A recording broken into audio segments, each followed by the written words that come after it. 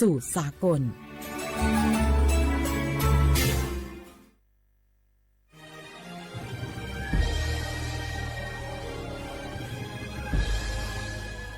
เกิดเป็นคนไทยเติบโตบนผืนแผ่นดินไทยจงภูมิใจในความเป็นไทยชาติไทยเรานั้นนับเป็นชาติที่มีความเป็นมาเก่าแก่ยาวนานเรามีภาษาวัฒนธรรมและมีสิ่งต่างๆที่เป็นเอกลักษณ์ให้เราได้ภาคภูมิใจในความเป็นคนไทยเราควรเห็นคุณค่าและมีความรักชาติหวงแหนแผ่นดินอันเป็นมรดกของบรรพชนร่วมภาคภูมิใจในความเป็นไทย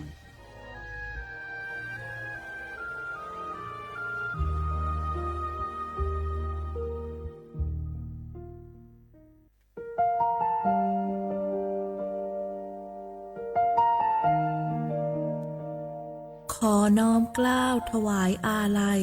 สมเด็จพระพันปีหลวงพระแม่แห่งแผ่นดินผู้ทรงเมตตาเหนือเกล้าขอพระองค์เสด็จสู่สวรรคาลัยข้าพระพุทธเจ้าข้าราชการและเจ้าหน้าที่สถานีวิทยุกระจายเสียงแห่งประเทศไทยจังหวัดเชียงใหม่กรมประชาสัมพันธ์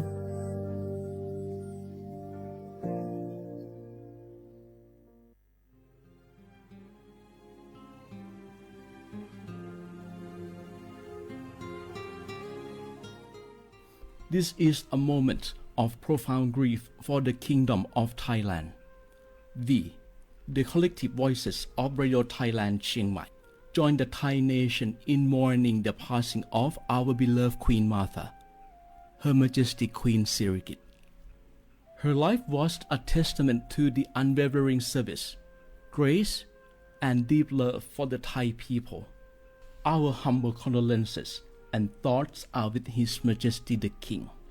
the royal family, and all the Thai people during this deeply sorrowful time. We will remember her forever.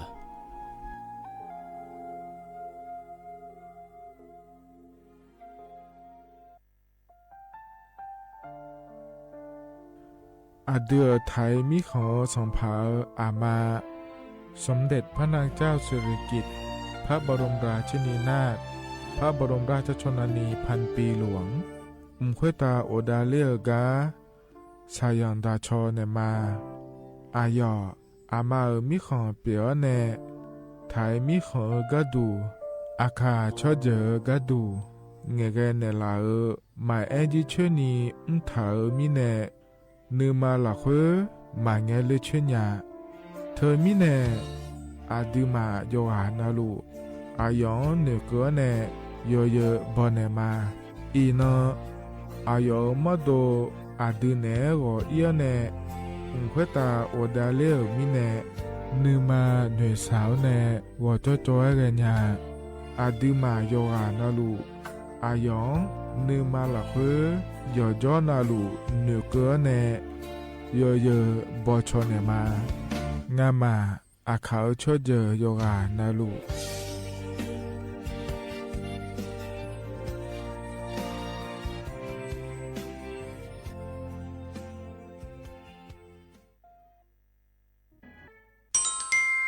อาเยเนเจลังเงอานานิเชวบาลาเชสีอาคนนิพังอายาโกเชสิเงนอทกคณะรัฐมนตรีบอจาวลวยอาเยนิสัญชาติก็สาลูเดินชาวบ้านเนก็ดูเดและบจางาเดยเนเดเธอก็ย่อมมาตรา17แห่งพระราชบัญญัติคนเข้าเมืองพศ2522และขั้วเธอก็เธอเนอาเยนี้เธอก็ถ่ายมิขอละควยพ่ออ้อเหลือว่าเมียนี่จอลาเดอเขาเนรอทะเบียนประวัติและขั้วเธอย่อฉาเจียเดอนะขอเนเยเนียวเธอก็อยู่หาก็ดูการขอสถานะคนต่างด้าวเข้าเมืองโดยชอบด้วยกฎหมายและขั้วเธอย่อมไม่เจเดเยเนียวเดเพราะเนเยเนียวมาตรา7ทวิแห่งพระราชบัญญัติสัญชาติพศ2508อาเยนี้เธอก็ถ่ายมิขอละควยแต่แล้วเนอาดามังนะอามาเธอก็ทะเบียนประวัติบุคคลไม่มีสถานะทางทะเบียนและอ้อเธออาเยนี้สัญชาติสัญญาไม่เจเดเยเนียวเดใช่ก็ดูนะขอในกูเทเมืองละคุยย่อนะเธอก็สำนักบริหารการทะเบียนกรมการปกครองและคุกาชัญญาไม่เดยมือยอละคุยนะเยเนียวเธอก็ในอำเภอโยฮันเนโจดัวรอราชการอายามละคุยอานอนีเชวบาลาโกซีอาคนนีพังอายาโกเชวขวงเกนีเดเยเนียว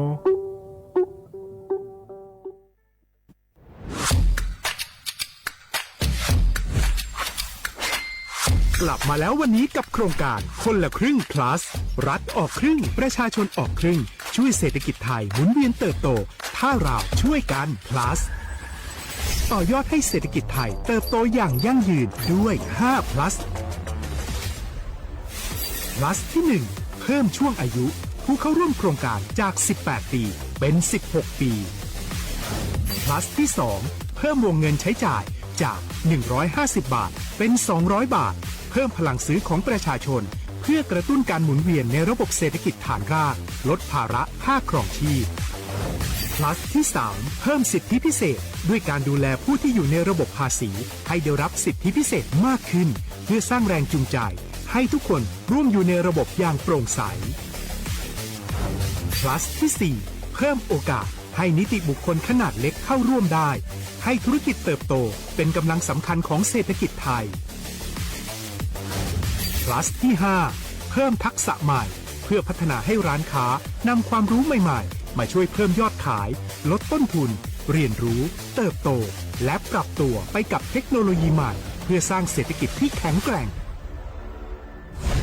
จากคนละครึ่งสู่คนละครึ่ง plus ไม่ว่าจะสั่งข้าวคนละจานชาเขียวคนละแก้วขนมเค้กคนละชิ้นหรือหลายๆชิ้นก็ใช้ส่วนลดได้ทันทีสูงสุดวันละ200 บาทแถมใช้กับฟู้ดเดลิเวอรี่ก็ยังได้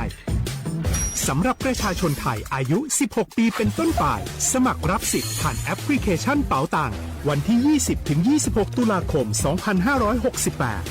สำหรับร้านค้าที่สนใจร่วมโครงการสมัครได้ผ่านแอปถุงเงินวันที่ 15 ตุลาคมถึง 19 ธันวาคม 2568 แล้วเตรียมพร้อมรับลูกค้าจากทั่วประเทศเพราะนี่คือโครงการที่คนไทยทุกคนช่วยกัน plus เพื่อให้เศรษฐกิจไทยโตไปพร้อมกัน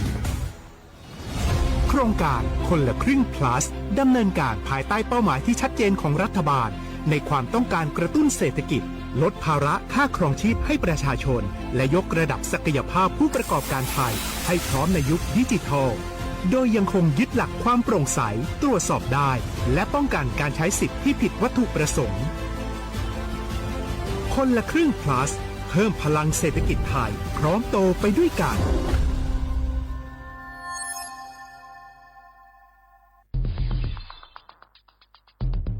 แค่3 ปีความเสียหายจากอาชญากรรมไซเบอร์ของคนไทยพุ่งทะลุถึง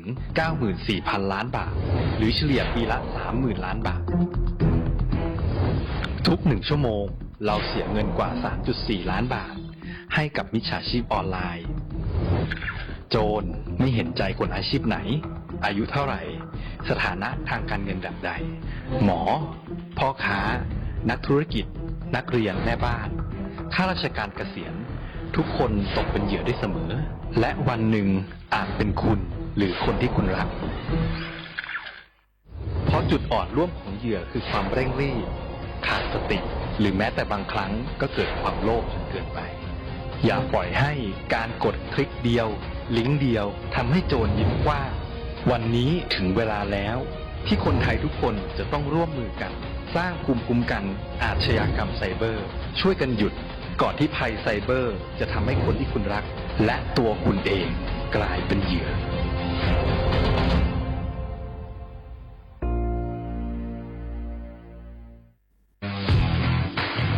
รัฐบาลไทยประกาศสงครามสแกมเมอร์รัฐบาลจึงได้ประกาศสงครามกับสแกมเมอร์ในฐานะที่สแกมเมอร์เป็นวาระแห่งชาติและในวันนี้ผมก็ได้ใช้โอกาสนี้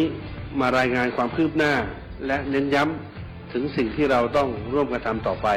รัฐบาลได้จัดตั้งคณะกรรมการหน่วยการป้องกันและปราบปรามอาชญากรรมทางเทคโนโลยีขึ้นมาโดยมีผมเป็นประธานด้วยตนเองเพื่อให้ทุกหน่วยงานทำงานไปในทิศทางเดียวกันเราได้มีการลงนามบันทึกความเข้าใจระหว่าง 15 หน่วยงานหลักทั้งภาครัฐและภาคเอกชนตลอดจนสถาบันการเงินเพื่ออุดช่องโหว่ทางการเงินและตัดเส้นทางเงินของกระบวนการอาชญากรรมเหล่านี้ให้สิ้นซาก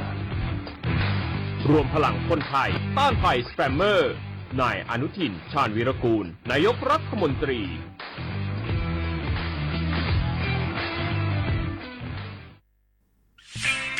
เส้นทางสายหมอกที่สวยที่สุดในเมืองแพร่กำลังรอทุกคนไปวิ่งด้วยกันครับทุกก้าวของคุณคือพลังของลมหายใจ ชวนเพื่อนชวนครอบครัวมาวิ่งฝ่าสายหมอกเพื่อโรงพยาบาลแพร่ในวันอาทิตย์ที่ 7 ธันวาคม 2568 บริเวณลานกิจกรรมหลังวัดพระธาตุช่อแฮมาร่วมกันส่งต่อพลังแห่งความดีเพราะทุกก้าวของคุณช่วยต่อชีวิตให้กับผู้ป่วยในโรงพยาบาลแพร่สมัครได้เลยวันนี้แล้วไปวิ่งด้วยกันในวันอาทิตย์ที่ 7 ธันวาคม 2568 พบกันบริเวณลานกิจกรรมหลังวัดพระธาตุช่อแฮนะครับขอชอชอเมนเมนเมน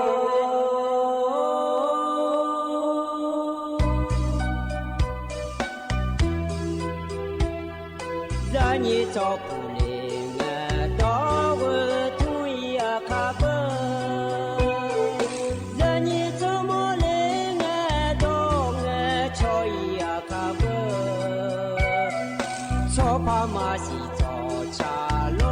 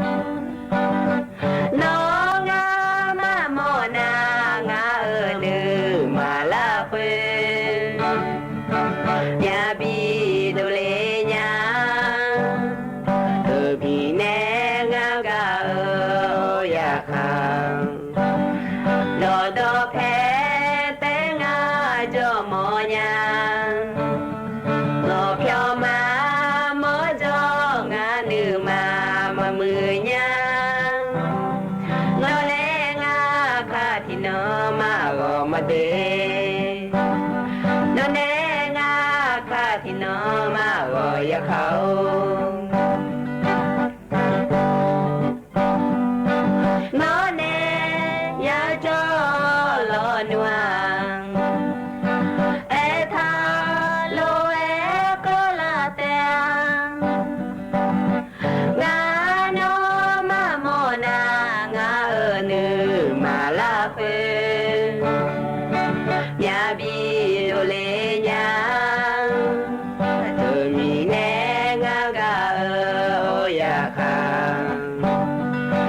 ดอแพนแต่งาจอมอยาดอเพียวมาหมอจองาลือมามือยานอแรงาคาที่นอมาก็มาเดนอแรงาคาที่นอมาก็อยาเขา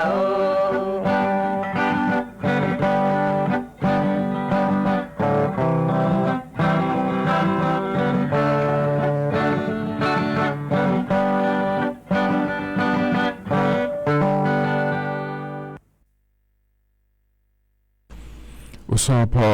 อุดุธรรมเดเยนี่มีขังยาอยู่ว่านาลุนะล้อเยเนียวแห่นุ่มสอเวล้อเลยเนียวสอนาลุทันเจอล้อ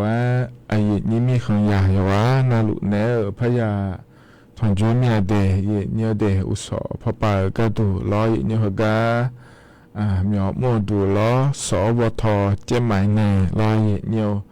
อยู่ว่านาลุเนอยาทอนเจอเฮนาขอเนี่ยนาลีอายัมนาลีเวอเยหลังเนี่ยเราเลยนี่เวหลังก็นี่แม่เดยเยเดนุ่มโซเอลงานแน่อายุเชิมแน่ที่ขอรู้จอดามาเยเนี่ยล้อนุ่มโซเอลก็มีมัวดัวนะเยเนี่ยโยกะมีอาศิเดยเยเดอาทิตย์ลุมดาลาเมเจและพระขอเนี่ยอาลูเยเยหล่อเธอเนี่ยโยเจโยดื้อไม้เจเนี่ยเยเนี่ยเราเดียวกันไปหาดัวในอุดมมาอีกข้อในอุดมไงเราเยโยเจมีในเราโคในอุดมมาเดเยเดเธอมีในเราเลยเยนี่เราต่อไปจนในนาหาลัวมาเหมือนในจนในนาหาลัวมาโยงานเราลัวล้อโยให้หายุงพาฮอลูดาเราเดเยเดอาเดียวไทยมีของเราคือเฮนานีเจร้อยเยเนี่ยอยู่ก็อยู่มีของเราคือจอในนาหาลัวเยนี่ขนาดมาเชื่อเจก็จะจอขอนี้นาหาลัวจอดูร้อยเยเนี่ยเยเนี่ยนั่นเราจะมุดชาโดนเราคือหามาดูมือพระฮอลดาเราเดยเนี่ยเดยอยู่อะไรลัวอย่าพอปานาลัวในนาหาลัวเยเนี่ยขอนี้เนก็มีอะไรเดยเนี่ยเดยอยู่อะไรเราจะมุดชาโดนเราคือจอรู้แล้วเราเนียวที่เขารู้ว่าดราม่าเนียวเราอย่าปนเอาลุทุนจุลังไงรัฐบาลก็เกาะเราเนี่ยจะการเอกาด้านนั้นในบิสิบิกามาเดียเนี่ยเดก็คือคำนักขณะรัฐบาลปาไทยมีเขาเรามีในเราเลยเนี่ยรัฐบาลปาก็เกาะนี้อาทิตย์ตั้งตาช่อหางอาทิตย์ขาไทยมีเขาเราคุยจ่อเดือจะการเอกาด้านนั้นในบิสิบิกามาเนี่ยไอ้ขอเนี่ยรอเย็นยาเดียขายอยู่แม่ไม่ขอละคุยจ้อเนี่ยเรามาข้อกันในหน้าหาลัวเหอะเฟซบุ๊กเขาก็พอในหน้าหาลัวเหอะเดียขายอยู่ก็ยังไม่ขอละคุยจ้อในหน้าหาลัวก็เกิดขอเนี่ยก็เกิดอีโอดูรอเย็นเนียวดูธรรมะอยู่นะลัวล้อจนแทนในหน้าหาในไม่เดียเย็นเดียแล้วทำเอาปากก็ก่อแต่มังเงอรอเย็นเนียวไอ้นี่ทำมาดูฮอลลีดาวหัวปากก็ก่อแม่เย็นเนี่ยก็บ้านชัวก็ก่อมารออยู่เหมือนจะซาดัวก็ก่อมาแล้วก็พอในจะกะดานนั้นในบิสิบิกามาเดหน้าเราก่อนนะน้องรู้แล้วก็ล้านนาขอเนี่ยแล้วเย็นเนี่ยเธอเนี่ยล้อเดือขาเด็ดก็รู้แล้วว่าชั่วโมงพี่ชั่วโมงอะไรเงี้ยถ่ายขอเนี่ยพอเนี่ยบินหน้าหาดามาเทปจอแล้วยาหน้าหาดาพายาชิญญาพาเดือขาก็เกาะรอเย็นเนี่ยไม่น่าจะทันในหน้าหาดามาเดเย็นเนี่ยที่เขาเราจะได้มาหยิบเนี่ยคือการในหน้าหยิบเนี่ยอันนั้นจะมาจากการตอนไหนมาดีอินนังคือการหยิบเนี่ยทนจู่อาเดียขาอันนั้นใช้ที่น่าฉลาดเดียหยิบเนี่ยบาลานซ์หน้าของเนี่ยชิ้นยี่สี่อาโคใช้ที่โคที่มีในอินนาโคก็นั่งเกินกันดีใช้ที่น่าให้ในใช้ที่โคมีในร้อยหยิบเนี่ยไทยอันนั้นอินนาวันอังคารอันนั้นหยิบบาลานซ์นัดธันวาคมอาโคนั่นยิพังนายาโกเจียงาเดยเนี่ยเดเฮนาโคโตลาโตลอยเยนี่นะทนจ่ออินาอายามละโคเยเนียวเฮกังอันนี้ก็กอลมทำเมจะการเดนมินายต่อชาติบิมเลพระนหดามาเยเนี่ยละอาโดกาโจเนชาต่อชาเดยังยามเยเนจลายามโดเลเมียเลชาต่อชางาเดที่ขอรู้นะฮะเบียดามา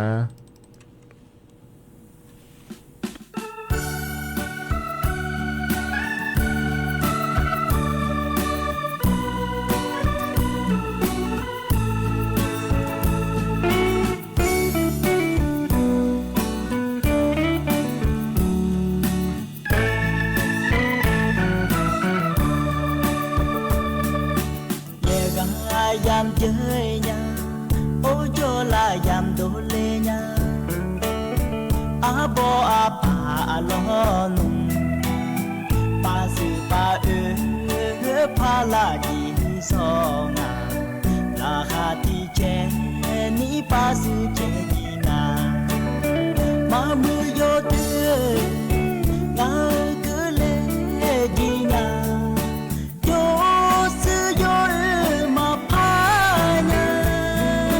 ô chờ vô đằng cha mà tu phơi luôn nhà nga xa nơi nhà bi đô lê mà tu phơi lo nung gió cả đang chiều ngã si ô à không ngờ là nhà ngã si ngã hà lo nung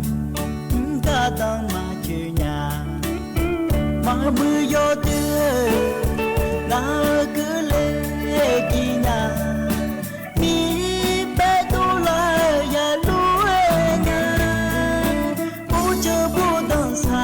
ya te ho pu lue nya nga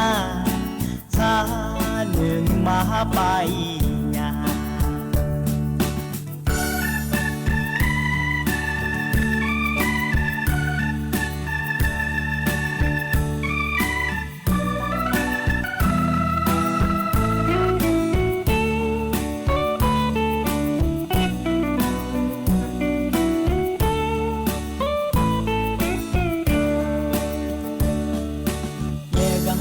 yam chơi nha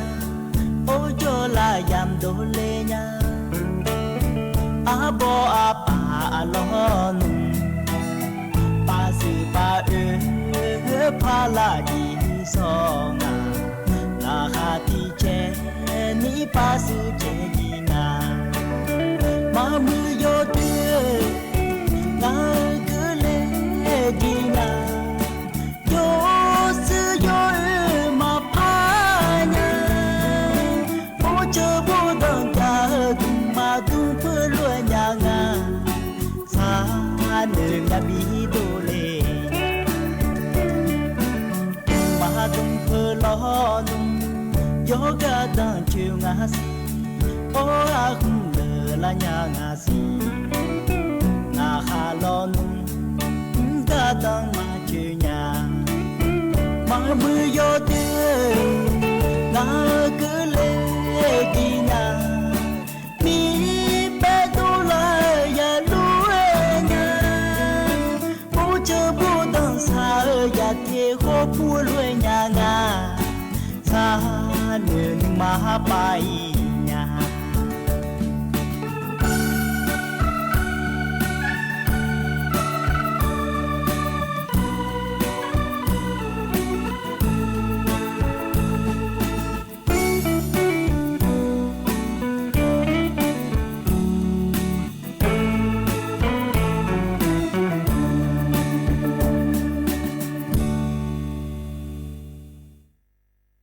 thế nào họ ni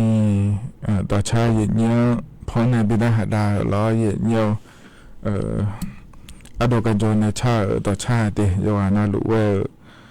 giờ nó hạ cho đủ để gì nhiều họ cái chỗ nó pa lão này nó hạ la ở gì ní giờ nó lũ về đủ thoải mái để gì nhiều để mà khó pa này nó hạ mà Facebook họ pa này nó hạ mà lo gì nhiều gì nhiều các con làm thao mà cho cả bên đây miền này lo ngã Facebook pa đỏ nghĩa là này ngã cái nhưng họ giờ nó hàng nhẹ lo nhiều cho họ xia các con chẳng lẽ ở nhà nhà lo thực ra nè ai gì phải lo omแล้วบอกไทยยังไงแถวอยู่ Facebook ชมแล้วนะรออย่างเดียวที่เห็นนะหาแต่รอเธอเนี่ยช่วยเชื่อก็ที่โปรจากการโดนไหนเดเลยเขาก็เหนียวถ่ายง่ายแถวอย่างเดียวที่ไม่เขาก็โดนในพอเนี่ยบินหาดาเนี่ยเดย์เนี่ยเดย์ช่วยเชื่อก็จากเกลือหลัวรออย่างเดียวเขาก็ที่ขอรวยนะหาดามาเดย์เนี่ยเดย์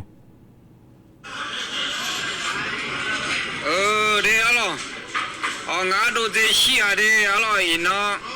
chen ni si bala wa tin nga de nga ga e ga na abo xie ga li li mu le de na nga do ye de xi o mi nga phe la phe che gu de เพชรกูอากาโจคนเนี่ยว่าสาวงานเนาะว่าที่กูงานเนาะอารมณ์ดีตุพลัดดีน่ามีข้อโจว่าอย่างนี้ชดเชยว่าใจเด้อได้จะมาเด้ออาหูบาลข้าโจเนี่ยอารมณ์ดีเนี่ยชดเชยเด้อมาค่ะสิญญาเด้อมาค่ะโยกนาลูชอบมาตัวเอวเนี่ยมาคุกเลยคนนี้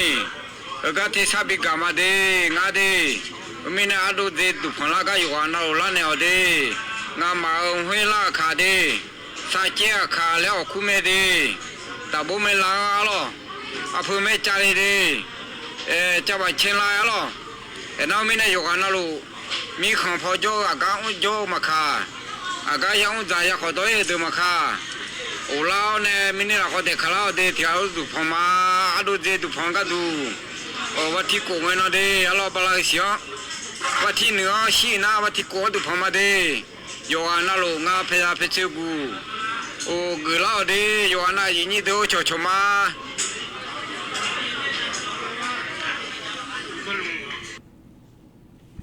ธนาขอเนี่ยเธอหงาเฟซบุ๊กปะล้อชอช่องเหลือเนี่ยเราเธอดอหุ่นเบี้ยงก็เหลือง่ายเนี่ยเราเธอไม่ได้ยินนี่เบเชกูเราอยากการนะขอเนี่ยอายามเธอเรียนเนี่ยเราเนี่ยเลยเกิดเนี่ยแต่เดี๋ยวหายนี่ยอสิเนี่ยช่วยหาเมียเดแล้วนะเราใส่ใจขับพูนเจงาเวพูนเมียเนี่ยนี่จะมีเนี่ยเราเนี่ยโลนะเราเขารู้เราดอเหอดอเลยเนี่ยไม่เดเนี่ยเดนี่เนี่ยเงี้ยเหลือหลวเขารู้ว่าพอโดนเนี่ยมาเดย์เนียเดย์เนียเฮก็อาคารนึงสอเขาในชอบแผลในละตาปะแล้วยังก็งาเทียเนี่ยงาโมโดเฮก็มีมัวดัวมายาจ้องงาเดย์เนียเดย์เธอเนี่ยอาคารนึงสออันนั้นซุ่มเขาเนี่ยอันนั้นเนี่ยนะเราเนี่ยเธอก็ยิ่งสุก็ยังจะหล่ออีกอ่ะเฮก็มีมัวดัวปนบิจอยมีเนี่ยเราเนี่ยน่าเธอก็อันนั้นงาเนี่ยนะเดย์เนี่ยอันนั้นงาเงี้ยนะขอนี่ขอนะอันนั้นพัชลางาว่าหัวอันนั้นชลามีนะร้อยเนี่ยเดือพระบาทสมเด็จพระเจ้าพระเจ้าอยู่หัวรัชกาลที่9เป็นอยู่เกิดอันนั้นขอนี่ชลาเขาเนี่ยอัดาอันนั้นขอนี่พัชลาแล้วก็มีในวันอยู่ราชการพระเปียกอาเดเขาเนี่ยอันนั้นกูเขาเนี่ยสี่เงี้ยนะร้อยเนี่ยเธอกวนจน้องพัชลามีเนี่ยเธอมีเนี่ยร้อยเนี่ยอินนะเฮก้าอย่างนี้เลยที่นายถอดเยอะนะอาคารนุสรณ์ในต่อไปอันนั้นเสียงเกินน้าขอเนี่ยอายาจังฐานในบิดาจะเด็ดเย็นเยี่ยวเหวหัวจังเหลียวหัวน้าขอเนี่ยมีนอนในจังเหลียวจังง่ายเราให้นายชิญญาไม่เนี่ยเราอาคารนุสรณ์สอบแผงเกินเนี่ยดองทันเนี่ยมาเราเด็กไม่เนี่ยเย็นเยี่ยวเราอาคารนุสรณ์ในจังเหลียวเดินน้าขอเนี่ยมายาจะโดนในงานเทียเย็นเนี่ยเรากำอย่างอุ้งดูมายาจอไม่เนี่ยเราที่ไม่เนี่ยโลเจียน้าขอเนี่ยอินน้องเกินเนี่ยจังก็เลยเนี่ยไม่เดย์เยี่ยวเดขั้นที่สองเนี่ยต่อไปนะอายะต้องถ่ายไม่ในรถเดย์เยี่ยวนะขอนี่แห่มาก็เลยมีหน้าเยี่ยวจะการอากาศด้านนั้นในบิสิบิกาเลเดย์เยี่ยวเดย์ก็ก่อนจะการด้านไหนมาเยี่ยวรอเฮก็อันดับเบลก็ก่อเฮนะรอเยี่ยวเธอเนี่ยเยี่ยวจะละเงี้ยรอเยี่ยวนี้เธอก็สาลูก็รอพัตตาปัสสาลูก็แล้วถ้ามาปนในชาวบ้านเนี่ยจะมีก่อนละคุยจากการอากาศด้านนั้นในบิสิบิกามาในเย็นนี้นะเห็นมีน้อายามนาลีก็หาจะได้เนี่ยนี่ลาที่เกอรอเย็นเนี่ยถึงก็เดือนนี้หัวเดียวป่าก็ดูขอเนี่ยรออีกเกอเนี่ยถึงก็การประชุมคณะกรรมการนโยบายเศรษฐกิจและคู่เธอพระบอจะดังอาเดเย็นเนี่ยเดเย็นนี้ถึงก็พัฒนาภาษาลุนเดินชาวบ้านก็ดูเดละงานเย็นเนี่ยเดือนนี้หัวเดียวป่าในจากการอากาศก็ดูมีน้อบอจะอายามนะคุยรอเย็นเนี่ยแต่เดือพระบาทสมเด็จพระเจ้าอยู่หัวรอเนี่ยเดือไทยมีความสัมพันธ์รอเลยอย่างนี้แต่ก็อะไรพระเจ้าป่ารออีจุดดาราเรนสารุในเสียเดือชาวบ้านเนี่ยเจ๊อย่างเนี่ยที่กาก็ดูหนีมือบาปอย่างนี้รออย่างเนี่ย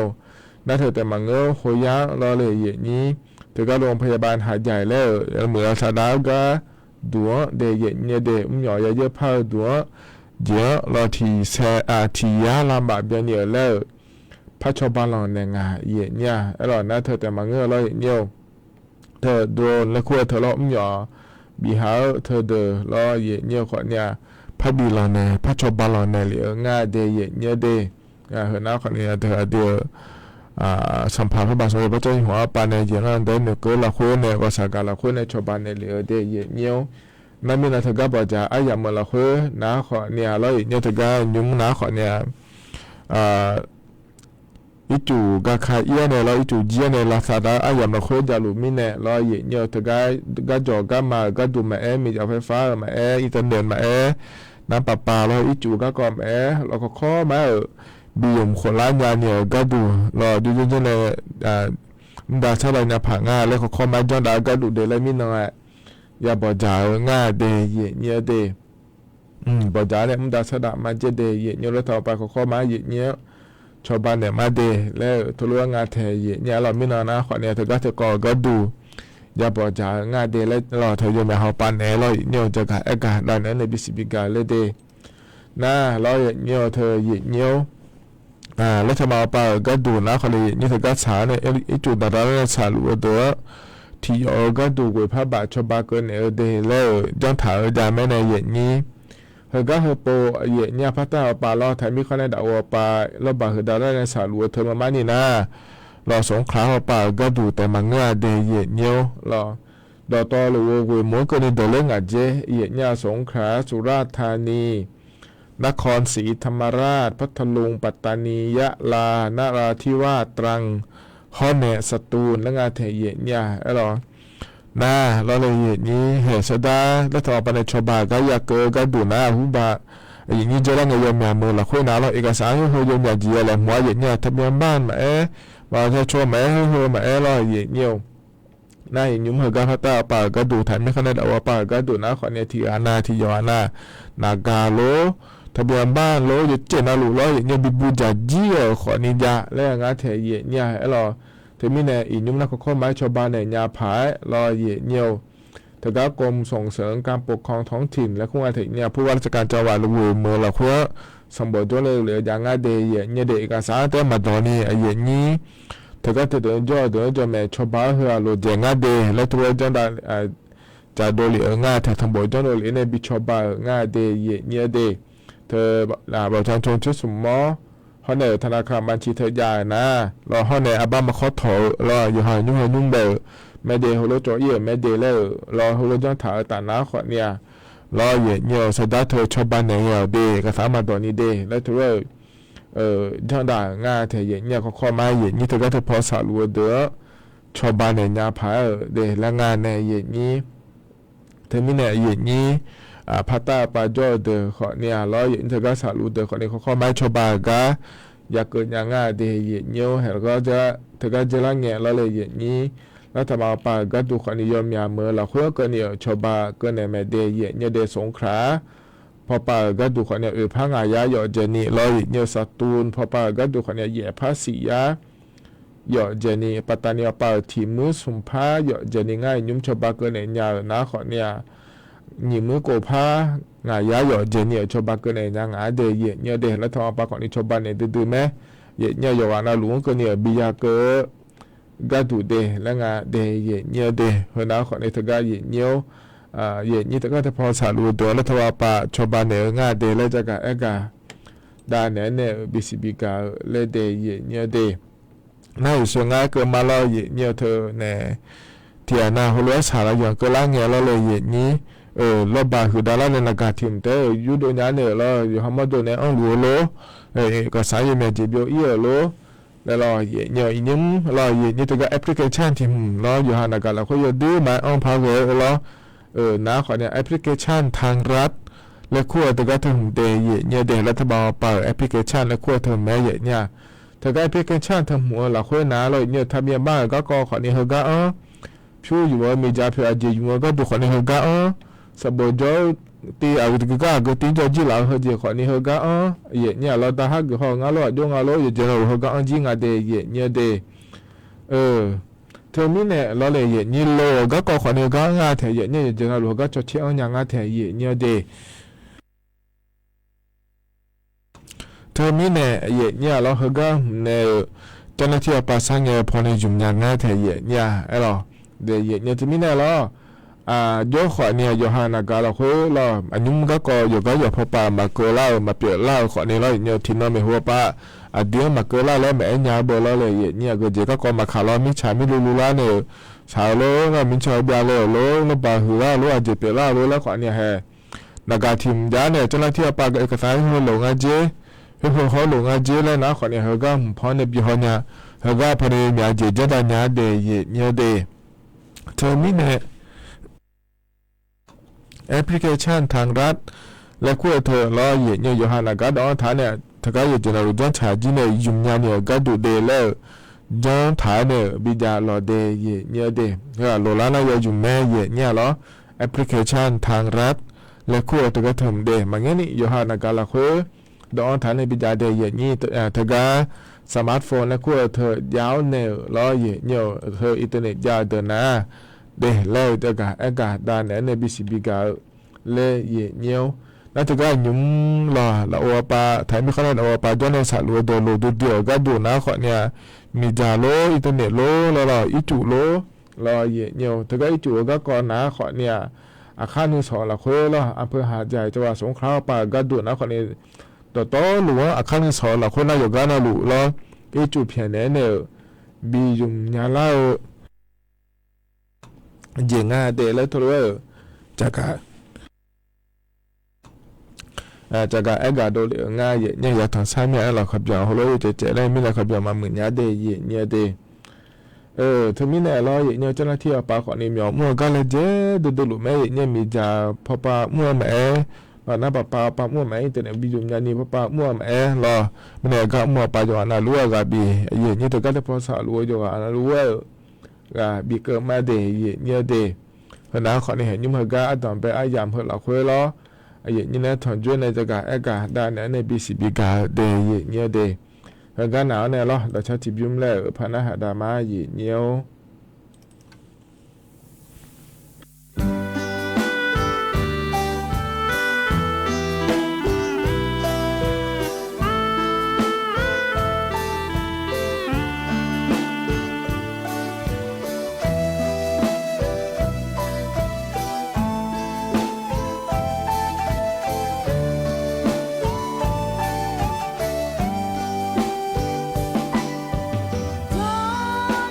Love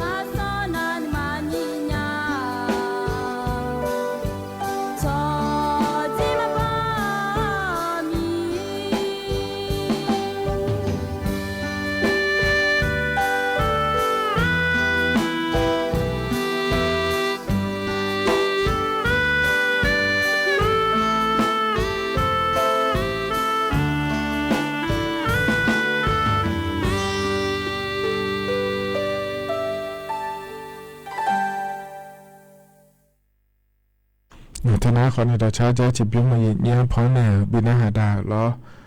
จะน่าหาเบียวตัวเดย์เนี่ยเดย์จะนอปลาเนี่ยน่าหาล่าโยหาน่ารู้ดูถมาเนี่ยมาข้อปานเนี่ยน่าหามาเฟซบุ๊กปานเนี่ยน่าหามาเดย์เนี่ยเดย์งานเนี่ยอายุเชื่อมือเนี่ยที่เขารู้แล้วพอจอดามาเนี่ยล้อก็ก่อแหลมถ่ายพอจะกะกะนั่นแหละมาเดย์เนี่ยแต่ก็โครงการคนละครึ่ง plus เราเลยเนี่ยนอนรู้อยู่จากการอากาศด้านนี้เดและหรือว่ารอเนี่ยมีน้องมาดูสจีรอสจีที่บะ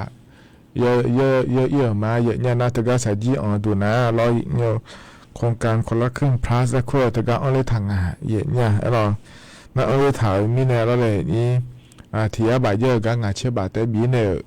พอเนี่ยจันจามาเดเนี่ยเดไม่เนี่ยเนี่ยรอหลัวเจียนะขอนี่เราโครงการคนละครึ่ง plus และคู่เธอรอนะขอนี่รออยู่ให้ยาเลยเยอะหมดนะขอเนี่ยก็แลก็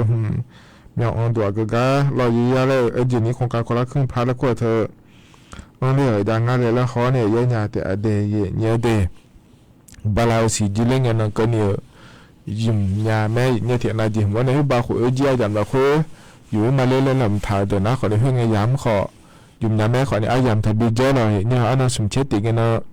เกล้าเนี่ยเราเนี่ยสะดุดจะล้างกันสิเล่นแล้วขอเนี่ยอุตสาหนั้นติกันเนาะเกล้านะขอเนี่ยมาพายุ่มยาดีเนี่ยจะมาเจียเนี่ยเราเนี่ยอันนั้นสมเช็ดติกันเนาะงายาบาดจะล้างกันเลยเราเนี่ยงายาบาดยุ่มจีมาแล้วตะบาป่าเลยแล้วนะมาเงินมายุ่มยาดีเพื่อนเนาะทุนน้ำมายุ่มยาเราที่เนาะก็ดูนะเนี่ยบาดตามายายุ่มเจียไม่เนี่ยเราเนี่ยที่ไม่ได้อาศัยเนี่ยเนาะอยู่มาเดย์แล้วนะขอเนี่ยเนี่ยบาดแต่ถ้าบิจลาเดย์เนี่ยเดย์แต่ก็เนี่ยคนละครึ่งพาแล้วก็รัฐบาลป่าเดย์ให้ยานี่มันก็ต้องมาบิยุ่มยาไม่เนี่ยเราเนี่ยไม่เนาะเรายุ่มยาไม่เดย์เนี่ยเดย์ก็อย่าพระเจ้าการอากาศด้านเนี่ยเราเนี่ยก็ข้าทั้งพาโดนาเรามีจ่าเผือกข้าเนี่ยเจเดย์เนี่ยเดย์อีนุ่มเราเธอที่หน่วยแล้วก็งานถึงเนี่ยที่หน่วยก็ดูดูมามีจ่าเผือยาบีเธอซุ่มบ่าวช่วยสัตว์เนี่ยบีงานเดย์เนี่ยเดย์ขอเนี่ยเธอก็จะล่างเนี่ยเราเนี่ยมีเธอก็จะพอฮอลลูดาวเนี่ยก็ดูเราเนี่ยจากการอากาศโดยเราเนี่ยกรรมการกำกับนโยบายพลังงานแห่งชาติและคู่งานไทยเนี่ยถ่ายออกไปเราชมไม่ฮอลลูคู่งานเดย์อีนุ่มเรามีจ่าเผือซุ่มบ่าวช่วยสัตว์ที่หน่วยก็ดูทำงานนี่ยุ่งกาเราเนี่ยเขาตั้งพาโดนเนี่ยบาลาเสียงก็เนี่ยเจ๊เนี่ยเราเธอมีจ่าเผือก็ขันเนี่ยเจเดย์เนี่ยเด็กก็ขันเนี่ยก็ดูนะขอเนี่ยซุ่มบ่าเชี่ยสัตว์เนี่ยเตอบีจีมาเดและตัวงาเทเนี่ยเราเธอมีเนี่ยเขาตั้งพาโดตาหนาขอเนี่ยเราเลยนี้อาทิตย์จืดกับคาเลงาเดย์เนี่ยเดมีใจมันนี่มายาอยู่มาตัวนั้นว่าแต่นั่นก็คาเลงาแล้วมาสิล่าเนี่ยขอเลยมีใจอยู่เนี่ยอยู่ในอาภาเมื่อเสนอเจียเดออาลามเนี่ยเจียเดอจะดูมาชาวบ้านเดย์เนี่ยเดเธอมีจ่าเผือโลกขันเนี่ยนาเลยเนี่ยนี่ที่นั่นมาจะช่วยมันเสียหรอที่ก็นาลงงานหุ่มมาโลแล้วเลยเนี่ยบริษัทยูฮูโดโลมีจ่าเผือเธอบริษัทสิแต่อาศัยอาลามเนี่ยอยู่ขอนี่จ้าเนี่ยเธอมีเนี่ยเราเนี่ยขอนี่ชาวบ้านก็เนี่ยเราอยู่หูอยู่นี่โดนเนี่ยอยู่นาหลวงชาวบ้านก็เนี่ยไม่เดย์เนี่ยเดย์เพราะเนี่ยเราเนี่ยเธอก็กระทรวงพลังงานและคู่ป่าก็ดูนะขอเนี่ยเนี่ยเธอก็ยุ่งเดี๋ยวถ่ายไม่เข้าได้แต่ว่าประโยชน์อย่างการสารุงานเลยนี่น่าจะกู้ภัยและกู้งานล้อเดี๋ยวหลังจากนี้เรานี่แหละคนแต่ถ้าไม่โดนอย่างนี้สาวโดนแล้วก็เลยในชาวบ้านเนี่ยเรียกเดี๋ยวจะกู้ภัยและกู้งานเนี่ยล้อเนี่ยเธอก็นำมาอย่างเงี้ยก็กู้ภัยและกู้เดี๋ยวอย่างนี้บิชาวบ้านเนี่ยก็ดูแล้วอย่างเงี้ยเดี๋ยวชาวบ้านเนี่ยก็ดูบิดาก็ดูเดี๋ยวเลยจังได้งานเดี๋ยวเนี่ยเดี๋ยวมีในเหตุนะขอนี้ดูมาหมู่แม่เนี่ยเราถึงการรัฐบาลป่าก็ดูขอนี้นี่ถึงการกู้ภัยและคู่ป่าเราชาวบ้านเนี่ยมีในเราอย่างนั้นอีกข้อเรื่องอาอย่างมาคุยฉลาดนะขอนี้งาผ้าบาปอย่างนี้เราเลยนี้เธอนำมาเพื่อเรางาผ้าบาปชาวบ้านเราเนี่ยสิเดและทั่วจากการแอกาง่ายเนี่ยที่ไม่ได้ดูมาเหมือนก็ดูไม่ได้ก็นะเราเนี่ยอย่างกู้ภัยป่าก็ดูคนนี้หนึ่งมาเกินเนี่ยอย่างชาวบ้านเนี่ยไม่ได้รอถึงรัฐบาลป่าก็ดูขอเนี่ยอย่างกู้ภัยป่าชาวบ้านคนเนี่ยง่ายเดียวคณะที่เกาะเราเนี่ยน่าสงสัยเยอะก็จากการอากาศตลอดนั้นในบีซีบีกาเฮนะเราเลยอย่างนี้ อาคารในยาขวนนี่ละต่อปาเย็นยินประกันสังคมจ้องถ่ายเดินนะแล้วเย็นเยอะสดายาบิหลังงาเดเย็นเยอะเดเธอก็ในยาขวนนี่ละต่อปาแล้วเย็นนี้บาลาสิพยาเจ้าที่มือสิพังงายาบ้านในละต่อปาเดินนะแล้วเย็นเยอะเธอที่ขวาเจ๊บิหลังงาไอ้คนนี้ในยาขวนก็ดูนะคนนี้เย่ยาตาสี่เช่งงาบางยาบีเกงาเดเย็นเยอะเดเจริญเงี้ยนะคนนี้ที่มึงงาผ้าบางแล้วแต่ซอถ่ายแต่เย็นเนี่ยหรอบาลาสิแผนยานิพยาคนนี้ที่มึงงาผ้าบาและแต่ซ้อนในบาลาที่เสียก็ดูนะสียางงาเชื่อบาแต่บิจิอาเดยเนี่ยยุบประกันคนเดินถ่ายตัวสียางงาเชื่อบาล้อบาลาสิแผนที่มึงงาผ้าบายานะสียางงาเชื่อบาบาลาชินาลุยาบีแม่เนี่ยไอ้ข้อเนี่ยในยาคนในละต่อไปก็ดูนะเราเนี่ยเธอเนี่ยถึงมือสีพังงายาบาในยาเกิดละตาดูนะข้อเนี่ยบาลาที่เสียยาแต่สีเช่งงาบายาจิงาเดเนี่ยเดคือบาอาคนยิพังอายาสีเช่นยี่หงก็นี่เย่เนี่ยหรอนะอาคนยิพังอายาสีเช่นยี่หงเนี่ยอาคนยิพังอายาสีเชื่อหงก็นี่เพื่อนเนี่ยมาคุยกันแล้วเนี่ยเราเนี่ยส่วนมาค่ะบาลาสีเพื่อนยี่มือบานในละตาปาจานะเราเย่เนี่ยเธอประกาศสังคมไปอย่าเบียที่ผ้าบาก็เนี่ยบีเกินงานจะเดเย่เนี่ยเดไอ้ขอเนี่ยเบียเธออย่างเงี้ยมันง่ายเย่เนี่ยเมื่อตัวละสาวก็ดูโลเราอย่าพิจารณาอย่าโบกาโลหมอเลกาโลแล้วขอเนี่ยพยาหลังงานสีเดเย่เนี่ยเดอย่างเงี้ยมันง่ายเย่เนี่ยเราเทมิเนี่ยเพื่อนนะขอเนี่ยเย่นี่ประกันสังคมปาเรายาวเนี่ยบาลาสิพยายามเนี่ยยาวตัวเราอยู่หลังเนี่ยหมอเลยเงี้ยโลนาลากอลาเงี้ยโลเฮ้ยเปล่าเงี้ยโลแล้วชาวบ้านหลังเนี่ยก็ดูเดแล้วจะได้ละง่ายเย่เนี่ยนะคนยี่พังอายาสีเช่งอาหัวเนี่ยแล้วต่อไปก็ดูบาลาสิเพื่อนยี่มือสุภาพบ้านเนี่ยต่อไปยาจะเดินนะขอเนี่ยเราเย่เนี่ยที่พัทยางาเชื่อบางก็เนี่ยยาบีกระเจเราบาลาที่เสียเราคุยเดเฮ้ยเนี่ยอายอตีอายอเล่ที่ปัวเจอจังดาวงาเดเนี่ยเดประกันสังคมจังถ่ายเดฮโลบีงาเดเล่จะกาเอกาดานเนี่ยบิสิบิกาเล่เดเนี่ยเดเฮนะขอนี่ต่อลูกกาเนี่ยนะถอนจัวอายามเฮเราคุยล้อจะกาเอกาดานเนี่ยบิสิบิกาเดเนี่ยเฮกันเนี่ยนะยามข้าจะล่าเฮล้อเนี่ยอายุชากาลบินะหาดากมาเดเนี่ยเดแต่อาคาภูมาเนี่ยยาเหลียวแม่เนี่ยเราหงเพราะบินะหาดาเนี่ยอายามเจียนะก็อีมาล้ออยู่กันนะล้วงกันเลยมาที่คนเลยจะได้ละล้อมาข้อปันเนี่ยนะหาแม่เฟซบุ๊กปันเนี่ยนะหาแม่ล้ออยู่นะหาเปียดาเราล้วนล้อเนี่ยเธอเนี่ยอยู่กันนะเลยอยู่มันจะชอบด้วยหลักคุยจะได้หรอเดอาคาโนจีที่ขอรู้พัฒน์จุฬามาเดก็อีมาดูธรรมะ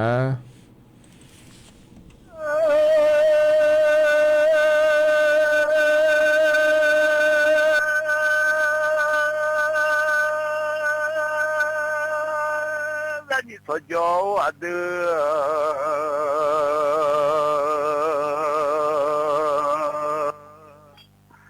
กินเดืออเดขลัวจงมังเลมาเดอันเดือนี่ขลัวจ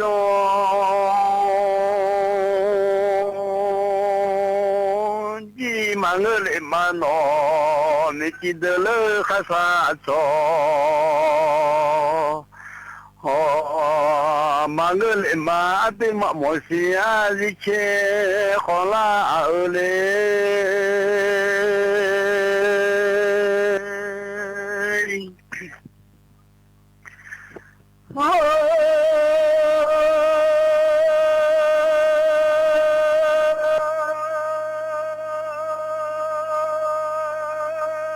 คนนั้นมีบง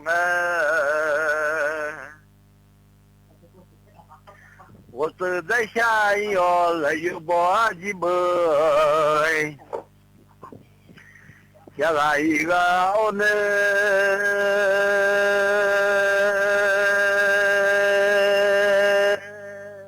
人民把我是在下一弄嘛是弄，来有把几杯下来。no mà thế ra mi bong số mi đi làm mẹ mưa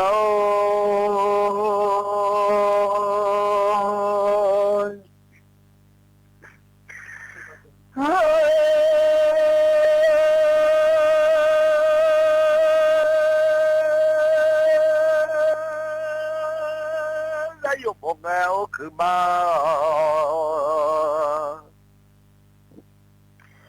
我去那个那个。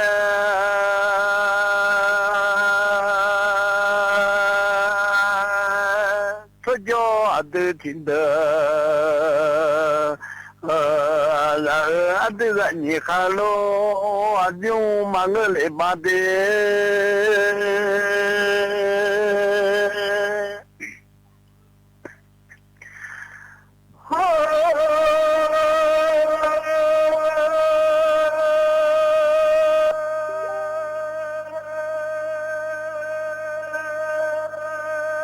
我这小忙个没那么啊，咱们嘛我这小忙个已经嘛也来了个个衰，忙个没呢，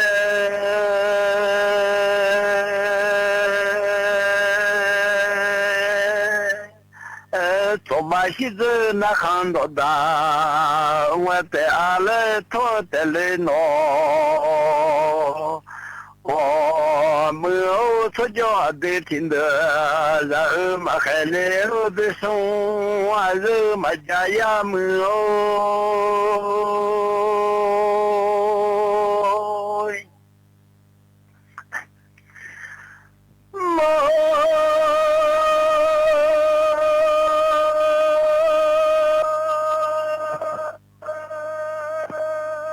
今年我的送。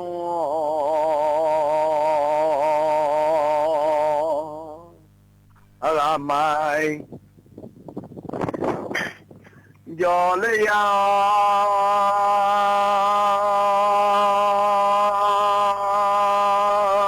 我妈妈的也是打了买去呀喏，没有你妈妈的也好打了买去呀的。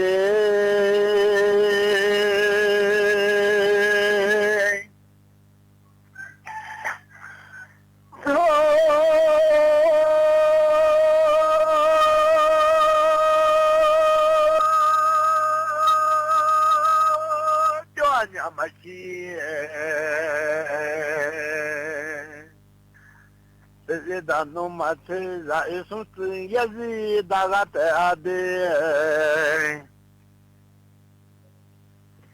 akara sunt yazi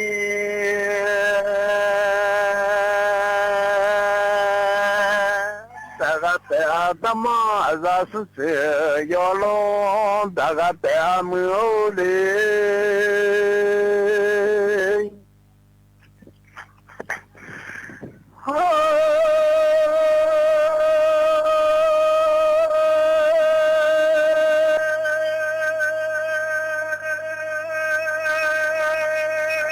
今年个闹会，罗罗马祖提他花不上来，马祖呀。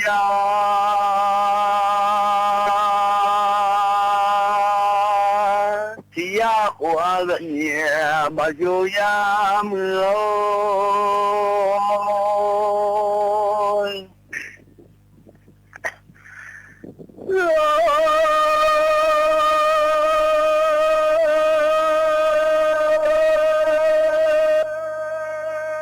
你说酒诺娘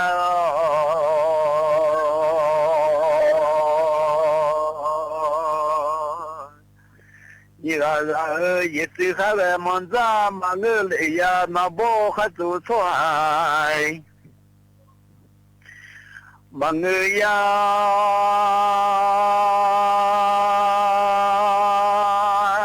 一直还来忙着了，那么久啊，那么想。累呀，那不还走错啊？老农不但是皮呀，妈妈下累呀，老嘞么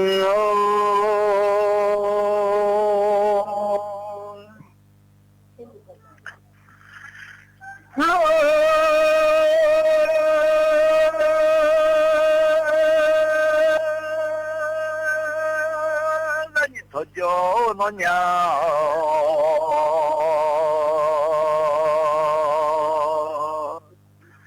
你儿混弄妈妈咱家老农人的家门哎，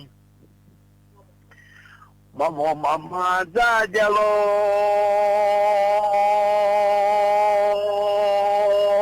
农人的家老嘛西嘛难听。家老农对面就是家，马人来内米罗门那些人，马人的家门哦。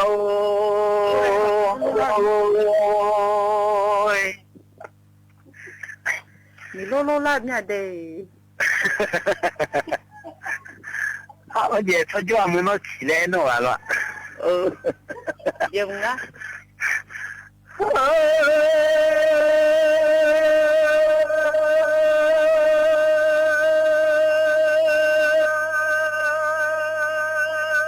那你说叫我们，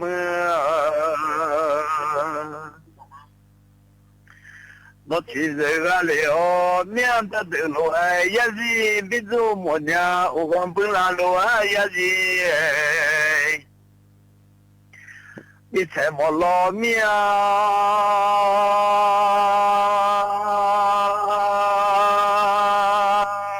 一就完就乱乱，别是不是别莫年喏？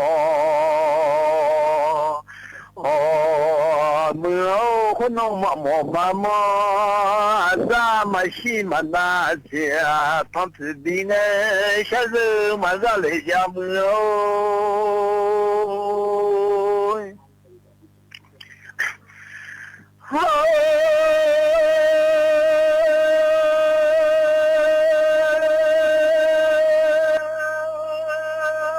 我弄嘛个我妈现在的，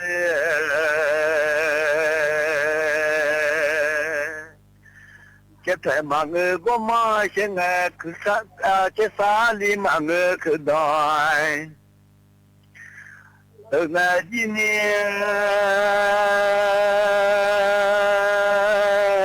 马啥也弄，马牛家中种个马啥必须啥配嘞，也得马啥呀，混弄妈咱马家也接我们的。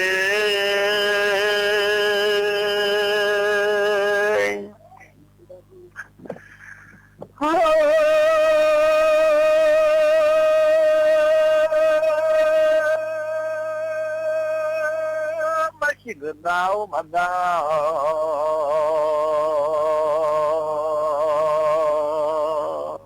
asimai ya le ยาเสพติดให้หมดสิ้นจากทุกพื้นที่ร่วมเป็นหูเป็นตาไม่ปกป้องคนผิดเพราะความร่วมมือของเราคือกำแพง